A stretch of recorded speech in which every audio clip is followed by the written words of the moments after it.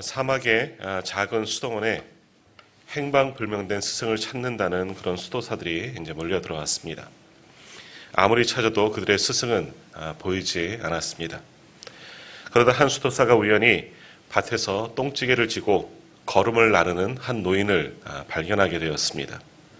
너무 남루에서 알아보기 어려웠지만 그분이 바로 그들의 스승이었습니다.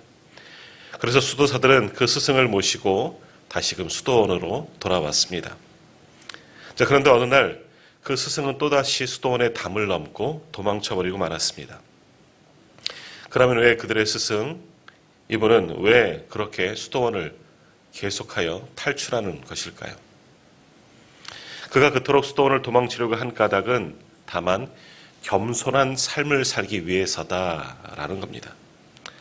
사람들이 존경하고 받드는 수도원장의 자리에 앉아 있으면 도무지 겸손한 삶을 살 수 없기 때문에 이분은 계속해서 수도원의 담을 넘어서 낮은 곳으로, 천한 곳으로 도망칠 수밖에 없었다는 겁니다.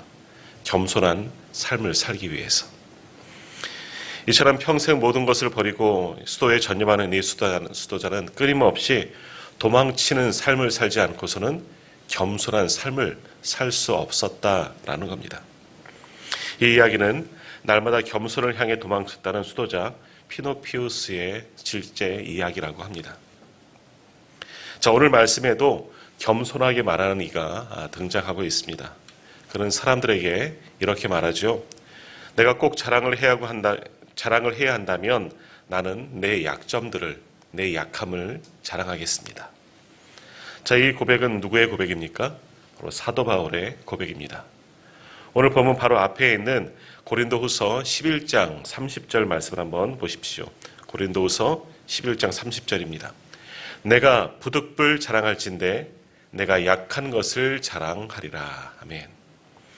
이 말은 사도 바울이 허투루 하는 빈말이 아니라 그의 진심이 담긴 말입니다. 사도 바울에게는 그의 몸을 찌르는 가시, 바로 육체의 가시, 다시 말하면 몸에 큰 질병이 있었습니다. 그것이 안질이라고도 하고 또는 간질병이라고도 이야기를 합니다. 정확히 어떤 병인지는 모르지만 그 병이 마치 몸을 찌르는 가시처럼 그를 늘 괴롭게 하고 그것 때문에 복음의 일을 막아서는 그런 일들도 있었습니다. 그것이 얼마나 괴로웠던지 사도 바울은 주님께 3번이나 아주 간절하게 기도해서 이 병이 고쳐지기를 간구했지요. 그러나 그의 기도는 거절당했습니다. 아니, 그의 기도가 능력이 없는 것처럼 보여지는 겁니다. 사도에게 있어서, 바울에게 있어서 이건 얼마나 굉장히 큰 약점이겠습니까? 몸도 허약하고 병약하고 중병이 있고 또 궁핍한 데다 기도의 능력까지 없는 것처럼 보여집니다.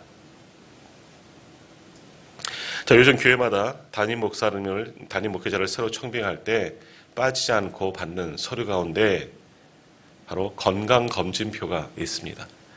많은 교회들이 목사님을 청빙할 때 꼭 건강검진표를 받는 일들이 참 많이 있지요. 왜 그렇습니까?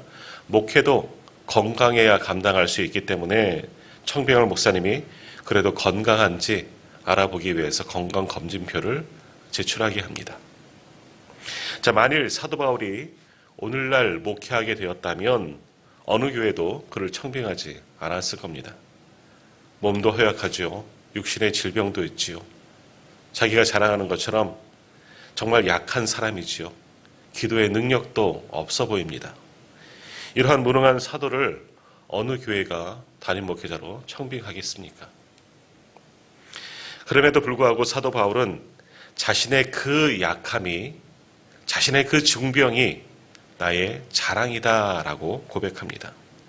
부득불, 정말 부득이하게 내가 자랑할 것이 있다면, 자랑할 만한 것들이 있다면 나는 이 약함만을 자랑하겠다라고 고백합니다.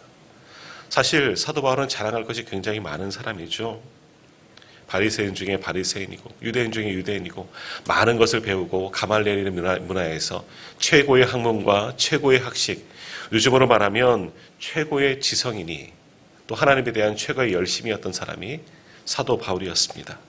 그러나 사도 바울은 자신의 고백처럼 그 모든 것을 배설물처럼 다 다 내어버리고 단 하나만을 자랑합니다. 나의 약함만을 자랑하겠노라. 내가 부득이 자랑할 것이 있다면 이 약함만을 자랑하겠다 이야기합니다. 그러면 사도 바울은 왜 어찌 보면 이 은밀한 비밀 아니겠습니까? 바울이 자신의 약함을 이야기하지 않으면 누가 그것을 다 알 수가 있겠습니까? 그러나 사도 바울은 그것을 숨기지 아니하고 자신의 이 약함을 많은 사람들에게 증거하였다라는 겁니다. 자, 오늘 우리가 고린도서의 말씀을 보고 있지만 사실 고린도 교회 사람들에게 있어서 사도 바울은 약한 사도가 아닙니다. 보잘것없는 사도가 아니죠. 그들에게 있어서는 다른 사람들은 몰라도 고린도 교회에게 있어서 사도 바울은 전설적인 능력의 사도였습니다. 사도 바울은 고린도 교회에 복음을 전하고 또 교회를 세우는 기초가 되었습니다. 바로 고린도 교회를 세운 사람이 사도 바울입니다. 고린도 교회에 복음을 심고 교회의 기초를 놓은 사람이 바로 사도 바울이었죠. 게다가 사도 바울은 그곳에서 복음을 전하면서 수많은 능력을 행하였습니다. 감당할 수 없는, 헤아릴 수 없는 많은 공적을 남겼습니다. 그 모든 것을 고린도 교회 성도들이 다 눈으로 보고 경험하고 누구보다도 그들이 사도 바울이 엄청난 능력을 잘 알고 있습니다. 그런데 바울은 바로 그것을 염려하는 겁니다. 자신이 받은 그 엄청난 능력, 그 계시로 인하여서 사람들이 자신을 과대평가하게 되고 그로 인해서 사람들에게 추앙받는 것을 사도 바울은 우려하고 경계하고 있는 것입니다. 왜냐하면 그렇게 되면 사람들은 예수님을 바라보지 못하고 십자가를 바라보지 못하고 자신만 바라보고 자신만 높일 것이기 때문에 그 결과 또한 자신도 교만해질 가능성이 있기 때문에 이 모든 사람들의 높임받는 그런 모습들을 경계합니다. 그래서 오늘 본문 고린도후서 12장 7절에서 사도 바울은 이렇게 고백합니다. 7절 말씀 한번 보십시오. 여러 계시를 받은 것이 지극히 크므로 너무 자만하지 않게 하시려고 내 육체의 가시 곧 사탄의 사자를 주셨으니 이는 나를 쳐서 너무 자만하지 않게 하려 하심이라. 아멘. 사도 바울은 자신의 약함만을 고백합니다. 왜? 이것이 자신을 교만하지 않게 하려는 하나님의 은혜이기 때문이다 라고 고백합니다. 내게 질병이 있는 것은 이것을 통해서 하나님께 간구하게 하는 것이고 이 병을 통해서 하나님을 의지할 수밖에 없는 것이고 그러니 이것을 통해서 나의 나됨을 깨닫고 교만하지 않게 하려는 이것이 바로 나의 하나님의 내게 주신 은혜이다 하는 것을 깨달았다는 겁니다. 더욱이 사도 바울은 자신을 찌르는 이 육체의 가시, 이 질병을 없애달라고 3번이나 정말 간절히 기도했습니다. 그러나 그 찌르는 가시, 육체의 질병은 조금 더 떠나가지 않았지요. 이것은 사도 바울의 기도의 능력이 없어서도 아닙니다. 바울은 그것이 내 질병이 없어지지 않은 것이 기도의 거절이 아니라 이것이야말로 하나님이 내게 주신 기도의 응답이었다 함을 고백합니다. 그래서 사도 바울은 고백하죠. 주님의 말씀이 그에게 응답으로 다가왔습니다. 내 은혜가 내게 족하다. 주님의 은혜가 너에게 이미 충분하였다라는 겁니다. 내 능력이 약한 데서 온전하여 짐이라. 자, 이것이 사도 바울이 받은 확실한 응답입니다. 때로는 이러한 응답이, 거절과 같은 응답이, 때로는 하나님의 침묵하심이, 그리고 내게는 고통스러운 그 거절하심이 오히려 하나님의 확실하고 정말 은혜의 응답이 될 수가 있는 겁니다. 바로 주님의 능력은 가장 약한 데서 시작되기 때문입니다. 오늘 우리의 기도가 때로는 응답되지 않은 것 같아도, 때로는 거절당한 것 같아도 그것이 하나님의 은혜임을 믿으시길 바랍니다. 그 약할 때 하나님의 은혜가 오늘 우리 가운데 주어지게 되는 줄 믿습니다. 자, 우리 예수님의 자랑은 무엇이었을까요? 빌립보서 2장 6절에 보면 이런 말씀이 있죠. 그는 근본 하나님의 본체시나. 우리 주님은 비록 낮고 천한 우리와 똑같은 인간의 몸을 입고 이 땅 가운데 태어나셨고 또 우리처럼 먹고 마시며 또 성장하고 자라나셨습니다. 어찌 보면 우리와 조금도 다를 바 없는 사람이었습니다. 완전하신 사람. 그래서 스스로 자신을 인자라고 표현하신 겁니다. 그러나 주님은 사실 하나님의 본체시죠. 하나님과 동등하신 분이십니다. 베드로의 고백처럼 주님은 바로 하나님의 아들이십니다. 부활의 주님을 목격한 도마의 고백처럼 주님은 하나님이십니다. 그러나 우리 주님은 당신이 하나님의 본체이심을 그리고 하나님의 아들 되심을 아니 하나님이심을 스스로 조금도 자랑하지 않으셨습니다. 오히려 하나님의 본체이시고 하나님의 아들 되신 분이 우리의 죄를 짊어지고 겸손히 십자가에 오르셨습니다. 죄와 죽음과 상관없으신 분이 우리가 죽어야 할 십자가에서 자신을 죽이셨습니다. 이것이 바로 우리 주님이 보여주신 겸손함이시죠.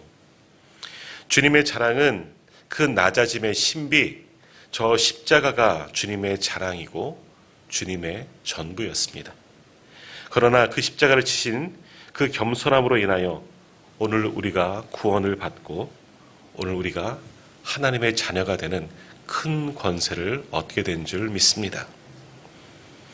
그럼에도 오늘 우리는 주님의 이 낮아짐의 신비를 보고 또 주님의 그 신비, 이 성탄의 절기, 그것도 가장 낮아짐의 모습 아니겠습니까? 이 성탄의 절기를 보내면서도 우리는 주님처럼 낮아지기는커녕 사도 바울처럼 겸손하기는커녕 아직도 우리는 교만함 가운데 그렇게 살아가고 있지는 않습니까? 주님처럼 낮아지고 사도 바울처럼 겸손해야 함에도 불구하고 여전히 우리의 자아가 살아있어서 우리는 계속해서 스스로 높아지려고 하는 그런 교만함이 우리를 온통 지배하고 있지는 않습니까? 오늘 본문의 사도 바울의 이 고백이 바로 우리들의 고백되기를 소망합니다. 내가 부득불 자랑할진대 내가 약한 것을 자랑하리라. 그래야 그 약함 속에 우리 주님의 능력이 나타나게 되는 줄 믿습니다. 내가 교만하면, 내가 높아지면, 내가 다 가진 것 같으면 주님이 계실 곳, 주님이 일하실 자리가 없는 겁니다. 그러나 우리가 약한 그 순간, 우리가 아무것도 할 수 없다고 우리 스스로를 포기하는 그 순간 바로 거기에 주님의 온전한 능력이 나타나고 시작되는 줄 믿습니다. 그러므로 우리의 약한 그 순간이 오히려 사도 바울의 고백과 같이 우리에게는 은혜의 시간이 되는 겁니다.